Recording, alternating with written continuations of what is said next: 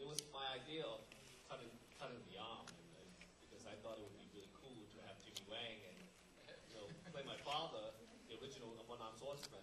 And I played the new one-armed swordsman. How cool is that, right? And Peter Chan said, no, I don't want people to think that I'm going to do a remake of the one-armed swordsman. I wanted to create a new story. And then we dropped that idea until all the way, we were improvising the storyline, adjusting the storylines on a daily basis, all the way until right before the finale scenes, and Peter agreed to have me cut off my arm. And that's how I ended up being the new one-armed swordsman. Jimmy Wang is terrifying in this film. I mean, yeah, he was great. You face off with him in some pretty intense, dramatic scenes. This seems like a more demanding, dramatic role for you than you've had in a while. I mean, you have to dig deep for this. I mean, what was it like doing a role with this much pathos, tragedy, drama? I think I talked about this in the past. Some of you may attend the premiere of the other movies the past 2 days, right? I talked about having the success from Ip Man 1 and 2. I was blessed and fortunate to be given different, various of different roles to choose.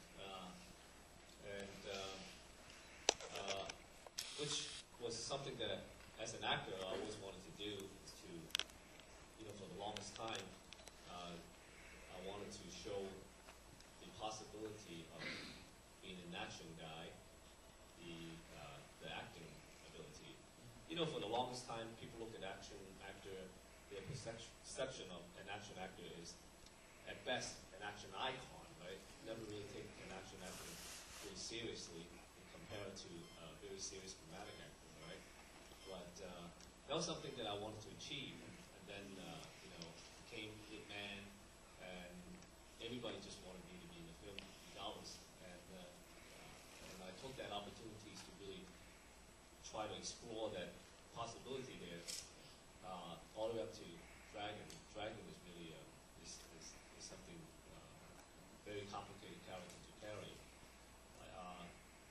especially the one character where I play the paper maker. That's really hard. It's easy for me to play like on-screen hero because I've been doing it, and plus many years of martial art training. Naturally, I would possess a certain martial element in my gesture, in every step of the way I walk, and but to drop every martial art knowledge and that feeling in my blood is really, really difficult.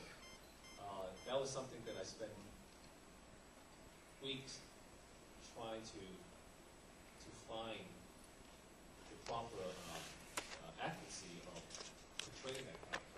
Well, the Chinese title for Dragon was Wuxia, and that's a really big, meaningful title to give to a martial arts movie. It's like calling a comedy movie comedy, or a drama movie drama. I mean, what do you think that this film has to say about Wuxia? That is a question we made to ask Peter Chan. Well, he's not known generally as a martial arts director. He's only made one action movie other than this, Warlords. Right. And, I mean, how did you find... You generally work with directors who've had some experience shooting action. What was it like designing action for a guy who's known largely for dramas, character pieces? I think, first of all, I'm a big fan of Peter Chan. Again, after Bodyguards and Assassin, we wanted to do something really we both felt passionate about in regards of storylines and visions, and I know that by working with him, I can learn a lot from him, and also by working with a non-action guy, I can bring a new total element freshness to films in comparison to some of the films I've done in the past. And obviously, you saw that, right? Yes. Yes, and please don't hit us. By the way, my wife told me that she would kill me with her own hands if I didn't tell you that she's a huge crush on you. And There she is. And she wanted me to ask you a question. You know, you were born in Boston, yes? Actually, I was born in China. You were born in China? I was told you were born in Boston. That is... I grew up in Boston. Grew up in Boston. Okay. But you were raised outside the industry, certainly. And I guess I was curious about your development as a martial artist and who trained you and, you know. My mother teaches martial arts. In fact, she, for many years, she was semi-retired. She's over 70 years old. For many years, she was one of the most prestigious female martial art instructors in the United States. Actually, she's part-time teacher students in Boston. So I started off my martial art training for my mother, and then I went on to explore different martial art styles. Especially since I became a martial art filmmaker, it was just natural for me to learn on the style, to have enough knowledge to be able to tap into different elements, putting different martial art elements into different films. And you see yourself not just as a martial arts film star, but also as a martial artist. What do you say? I'm a martial artist, but you know, there's a big difference between a martial artist and an action actor. Right. Okay. I'm really curious. You've collaborated with pretty much everyone important in the Hong Kong film industry. Who are your favorite collaborators? You know, they're so different. You know, Jackie, Jack, Samo. You know, everyone possesses different flavor. By working with every one of them, it brings out the whole different chemistry. Yeah. Like when I worked with Samo twice, one Killzone, and our collaboration in Ip Man 2. You know, we generate a certain type of chemistry, opposed to Jackie, which I also worked twice with, and Jet Li as well. I worked with him twice. Okay. And do you have either a sentimental or just a personal favorite of the films that you've made, something that really speaks to you and expresses, you know, obviously they had a quote from you in the trailer saying they have a trailer for you that says that they're seeing your heart on screen. Is there a film that particularly expresses, I guess, you among your work? Well, you know, I think when you are acting a role, you actually bring a lot of yourself into that character. That's why you have casting. That's why same role but different actors bring out different flavor. So when I tackle different characters, you see a lot of Donnie in that character. But my favorite, I have to say, you know, still probably a man. So not the guy for mismatched couples. That's not. That I like too.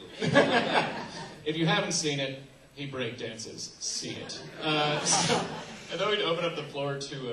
Okay, we have about 5 minutes. I'd love to open up the floor to some questions. This hand shot up like a rocket. What is it?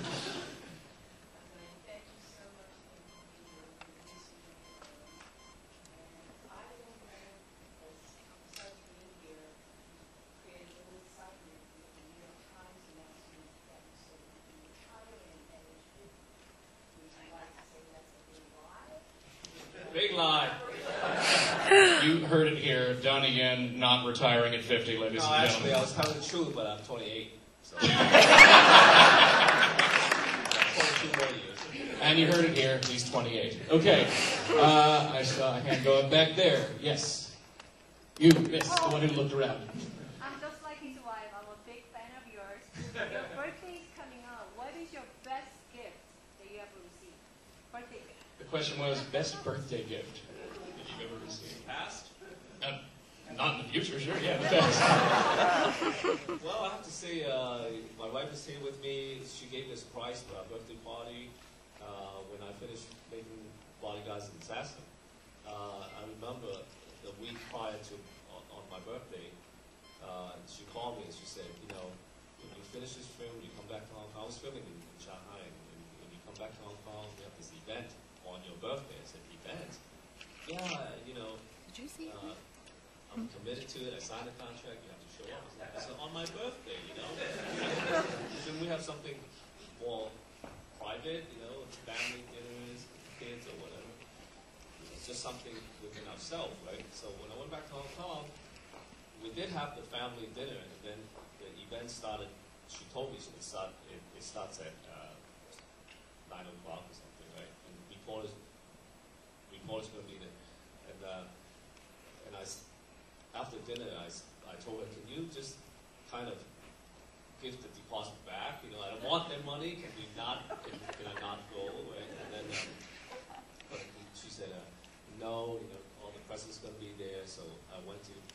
By the way, I hurt my back, you know, after bodyguards and Saxon was limping, and, you know, I just was not in the mood of attending an event. And then after dinner, she got me in the car and, you know, kidnapped me to the event and spoke to the reporters. And actually, she spoke to the reporters to keep the secret of telling it was supposed to be. You know, it was a surprise party. So I spoke to the reporters, and then we went up to this club, by the way, partially owned by me. It's like that. Well, really, Stephen Child and Convener always go there. You know. It's a pool hall in Hong Kong. But anyway, so when I went up there, the elevator door opened. I see crowds of people holding up these, you know, these pop, like, rock stars, you know, fans, and you have these little lights and hold up these signs, right? They're like, you know, like Justin Bieber's, you know.